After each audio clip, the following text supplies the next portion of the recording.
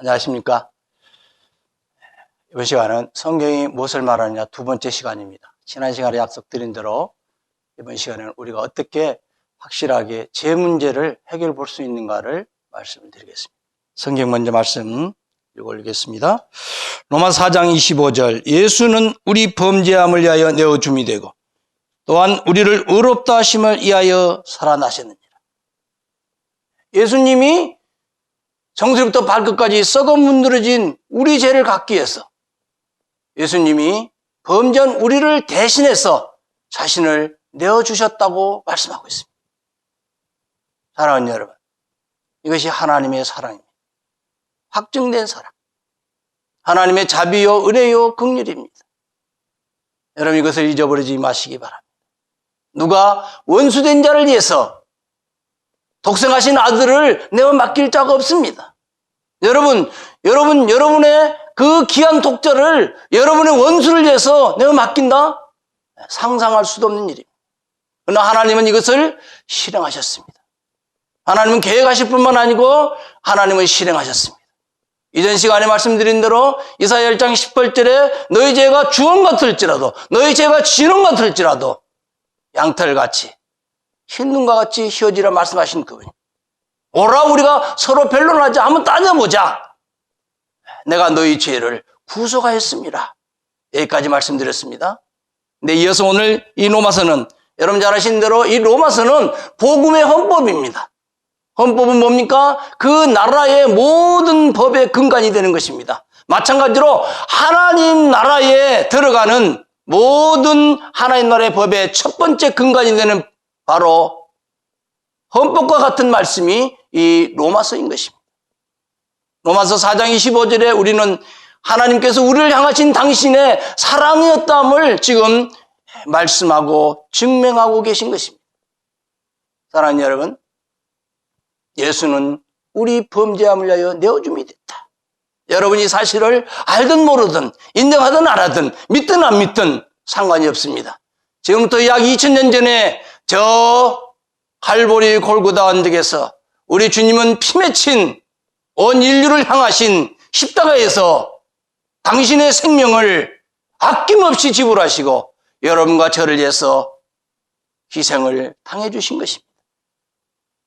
또 우리 주님이 죽으실 뿐만 아니고 사흘 만에 부활하셨습니다. 살아나셨습니다. 여러분, 이 세상에 어떠한 종교, 어떠한 교주가 사망과 음부의 권세를 깨뜨리고 죽음을 정복하고 부활하셨다고 하는, 살아나셨다고 하는 그런 교주, 그러한 신앙이 있나요? 없습니다. 그래서 기독교만이, 우리 주 예수 그리스도만이 부활하신 것입니다. 그래서 예수님만 믿어야 하는 것입니다. 예수님만 소망이 있고 예수님에게 희망이 있는 것입니다. 사랑하는 여러분, 인생이 이 죽음의 막바지에 이르렀을 때 무엇이 필요할까요? 권세가, 명예가, 부귀가, 그 어떤 것이 그 생명을 구원할 수 있고 그 생명에게 희망과 소망을 줄 수 있겠습니까? 다 허무한 것이고 다 부질없는 일입니다. 그러나 하나님은 우리 인생을 사랑하심으로 당신의 외아들을 아끼지 않고 지불하심으로 우리 죄를 위해서 내어줌이 되고 우리를 의롭다 하기 위해서, 여러분, 죄 떠는 우리가 정수리부터 발끝까지 죄악으로 썩어 문드러진 죄인인 우리가 어찌 지극히 거룩하신 하나님 앞에 의롭다함을 받을 수 있겠습니까? 그것은 십자가에서 우리 주님이 당신님을 그 생명 깨뜨려 지불하심으로 그 자체를 받아들인 믿는 그 믿음만을 크게 보시고 이제는 의롭다고 하나님이 인치신 것입니다. 하나님이 인정하신 것입니다. 아니, 하나님이 인정해 주시는 것입니다. 이것이 성경이 말하는 바입니다. 자, 그러면 예수님이 누구시기래? 예수님이 누구실까요? 예수님은 기독교 종교의 창시자가 아닙니다. 예수님은 4대 성인 중에 한 분이 아닙니다. 예수님은 저 갈릴리 해변의 나사렛 목수의 그 힘없는 그런 사람이 아닙니다. 그분은 갈릴리 해변을 만드신 분이고 그 풍부한 어족자원을 만드신 분이고 이스라엘 만드신 분이고 오대양 육대주를 만드신 분이고 삼라만상 우주 만물을 만드신 분이고 저 셋째 하늘을 만드시고 거기에 만왕의 왕으로 만주의 주로 계신 그분이 이 낮고 천한 부패한 땅에 육체를 입고 오신 그분 예수 그리스도. 그분이 누구신지 우리 성경을 통해서 다시 한번 확인해 보겠습니다. 자, 히브리서 1장 3절을 봐주시기 바랍니다. 이는 예수 그리스도입니다. 예수 그리스도는 하나님의 영광의 광채시요 그 본체의 형상이시라. 그의 능력의 말씀으로 만물을 붙드시며 죄를 정결케 하는 일을 하시고 높은 곳에 계신 위엄의 우편에 앉으셨느니라. 아멘. 할렐루야. 정말 여러분 놀랍지 않습니까? 예수 그리스도. 그분은 하나님의 영광의 광채이시고 본체이십니다. 하나님 자신이시다 그 말입니다. 그분이 이 땅에 육체를 입고 내려오셔서 그 능력의 말씀으로 만물을 붙든다. 삼남에서 우주 만물을 붙잡고 있다. 예수님이 없다면 여러분의 생명도 존재하지 않습니다. 우리가 보고 있는 저 태양과 저 달과 저 별과 5대양 6대주와 이 삼남에서 우주 만물이 존재하지 않습니다. 예수님을 인정하십니까? 근데 이분이 죄를 정결케 하는 일을 하시고 핵심입니다. 범죄한 우리를 위해서 이 죄 문제가 하나님과 인간 사이에 해결되지 않으면 안 되는 모든 인생들은 너무나 불행한 그리고 영원히 불타는 지옥에 던져지는 것을 보실 수 없는 그분께서 이 죄 문제를 해결하시기 위해서 육체로 임하신 하나님, 육체에 거하신 하나님이신 것입니다. 또 이제는 죄 문제를 해결하시고 사흘 만에 부활하셔서 지금 승천승귀하여 하나님 보좌 우편에 앉아 계십니다. 구약의 성막에 대제사장이 1년 1차씩 양과 염소의 그 피를 받아서 성소를 통과해 지성소 법궤에 붓고 하나님이 연락할 때까지 그 대제사장은 앉을 수가 없습니다. 서서 있다가 하나님 연락하심으로 조용히 빠져나와야 됐습니다. 이것이 구약의 성막의 제도입니다. 마찬가지로 우리 주님은 영원한 성막, 영원한 제단인 이 십자가에서 당신이 대제사장이 돼서 당신이 희생 양축 생물 제물이 되셔서 하나님 앞에 당신의 피를 부어드림으로 하나님 연락하시고 이제는 이것이 하나님 앞에 연락됨으로 지금 부활 승천 승귀하여 하나님 보좌 우편에 앉아 계십니다. 쉬고 계십니다. 완벽하게 임무를 완수하셨기 때문에. 이해가십니까? 좀 더 구체적으로 말씀드릴까요? 자, 이제 빌립보서 2장을 펴주시기 바랍니다. 자, 빌립보서 2장 5절로 8절을 같이 읽어주시기 바랍니다. 너희 안에 이 마음을 품으라. 곧 그리스도 예수의 마음이니 그는 근본 하나님의 본체시나 하나님과 동등됨을 취할 것으로 여기지 아니하시고 오히려 자기를 비워 종의 형체를 가져 사람들과 같이 되었고 사람의 모양으로 나타나셨으며 자기를 낮추시고 죽기까지 복종하셨으니 곧 십자가에 죽으십니다. 여러분 오해하지 마시기 바랍니다. 십자가는 기독교 종교의 표시가 아닙니다. 십자가는 예배당 표시가 아닙니다. 십자가는 여성분들이 목이나 귀걸이로 액세서리로 걸고 다니는 그런 것이 아닙니다. 십자가는 여러분과 나 온 인류를 향한 하나님의 확증된 사랑, 우리의 죄를 영원히 못 박은, 우리의 죄를 영원히 종지부 찍은 그 바로 현장이 십자가인 것입니다. 우리 주님의 피 맺힌 그 생명을 깨뜨린 여러분과 저를 온 인류를 구속하시기 위한, 구원하시기 위한 그분의 사랑의 참 수고의 대가가 나타난 그것이 십자가인 것입니다. 여러분 이것을 인정하십니까? 이것을 여러분 마음속에 깊이 여러분의 것으로 가지게 되시길 바랍니다. 너희 안에 이 마음을 품으라. 여러분의 것으로 가지게 되시길 바랍니다. 그는 근본 하나님의 본체시나. 예, 아까 말씀드렸죠? 히브리서 1장 3절에서도 이는 하나님의 영광의 광채시오. 동일하게 이 빌립보서에서도 사도 바울은 얘기합니다. 그는 근본 하나님의 본체시다. 하나님이시다.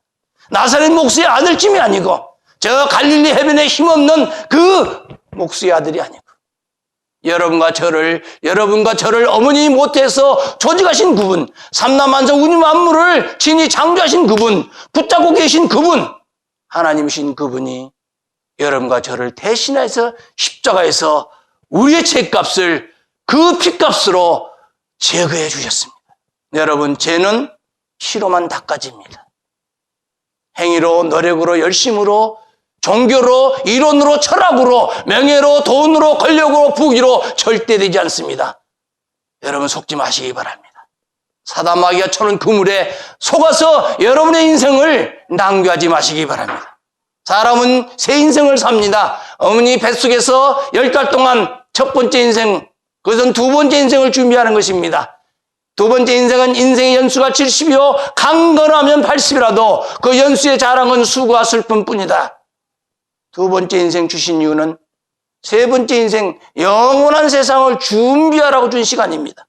그런데 많은 사람들이 인생 7, 80 살면서 이 세 번째 인생을 준비하라고 주신 시간에 많은 사람들은 돈 버는 일에, 출세하는 일에, 건세와 명예와 부귀를 가지는 일에 시간을 탕제해버리고 마지막 절대절명의 순간, 이 죽음이란 최종적인 관문을 통과하게 될 때 그들은 그때서 깨닫게 됩니다. 아, 나는 인생을 헛살았다. 나는 잘못 살았다. 사랑하는 여러분, 주님이 여러분들을 정말로 축복하시기를 바랍니다.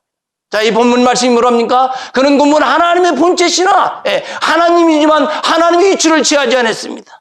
사람의 육체의 모양을 입고 오셨지만 여전히 하나님이십니다. 신성과 육신이 함께 거하시는 하나님, 예수님이십니다. 그분은 하나님의 이치도 취하지 않고 사람의 이치도 취하지 않고 사람을 섬기는 종의 이치를 취하셨습니다. 여러분과 저를 섬겨주셨습니다. 생명 깨뜨려 물과 피를 쏟아서 그 생명으로 여러분과 저를 섬겨주신 것입니다. 예수님 믿는 게 뭐라고요? 섬김을 받은 사람이 이 섬김에 보답하는 것입니다. 이것이 바로 구원받았다고 하는 것입니다. 이게 거듭났다고 하는 것입니다. 내가 예수 믿었다고 하는 것입니다.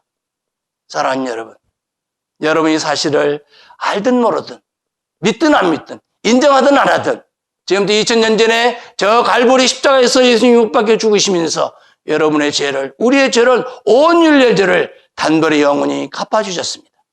사실인 거 확인해 보겠습니다. 자, 요한복음 1장 29절입니다. 보라, 세상 죄를 지고 가는 하나님의 어린 양이로다.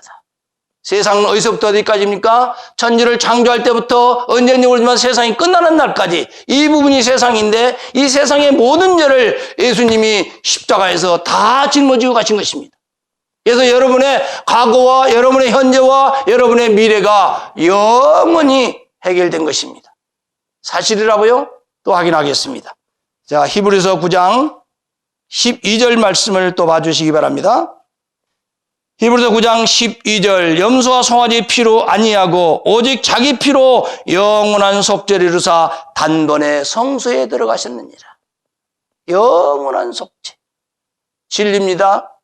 진리는 변하지 않는 것이고 진리는 참이고 진리는 영원한 것입니다. 사람의 생각과 감정에 따라 왔다 갔다 하는 거 진리 아닙니다. 종교의 이와 저와 어째서 달라지는 거 진리 아닙니다. 여러분, 이 세상이 없어져도 하나님 우리 인생을 향하신 영원한 속죄 변하지 않습니다. 사랑하는 여러분, 이것을 여러분 마음속에 믿게 되시기를 바랍니다. 여러분 믿어지지 않습니까? 하나님 앞에 통회하시기 바랍니다. 통곡하시기 바랍니다. 하나님이여, 이 귀한 이 진리의 복음이, 이 십자가의 피의 복음이 내 양심 깊숙이 믿어지게 해달라고 하나님 앞에 통회하시고 회개하시고 눈물로 이 복음을 여러분의 것으로 받게 되시기를 간절히 바랍니다. 한 말씀만 드리고 마치겠습니다.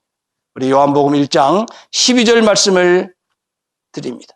영접하는 자, 곧 그 이름을 믿는 자들에게는 하나님의 자녀가 되는 권세를 주셨으니, 예수님을 여러분의 구세주로, 여러분의 인생의 주인으로 지금 즉시 모셔드리시기 바랍니다. 그럼 여러분 하나님의 자녀가 될 것입니다.